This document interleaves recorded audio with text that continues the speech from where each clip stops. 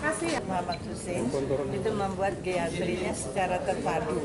Nah, kita mengetahui bahwa manula itu kalau kita menganggap setiap umur 60 minimal udah ada satu penyakit minimal.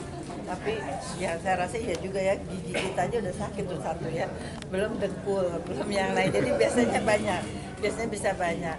Dan sebagai orang tua, mereka sebagai dokter giatri merasakan betul kalau dulu misalnya anggaplah saya manula, saya gigi saya bilang dengkul saya, besok saya mesti kembali lagi, besok jantung saya, besok kan terlalu banyak dia, sedangkan usia dia tidak memungkinkan dia untuk berbolak-balik.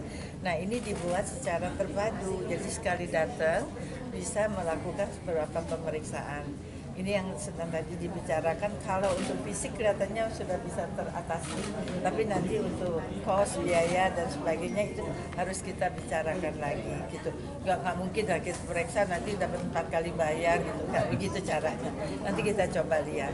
Dan saya kira itu satu tadi kalau berobat jalan, tapi kedua juga untuk sakit.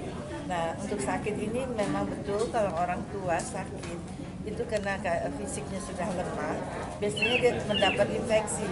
Nah ini juga dipisah, saya lihat tadi bagus sekali, waktu dia jatuh sakit umumnya paru-parunya pasti kena, jadi ada pneumonia dan sebagainya, itu ada infeksinya, itu dirawat dulu. Tapi waktu sudah selesai tidak ada infeksi, dipindahkan ke tempat yang lebih steril dalam arti ini, dipisahkan dalam hal ini, sehingga mereka penyembuhannya akan lebih cepat. Kalau nanti dia ringkihkan, dia bolak-balik lagi, kapan dia akan sembuh.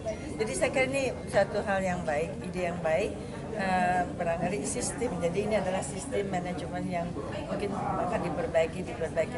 Tapi kalau untuk pemeriksaan saya kira semua hampir sama ya.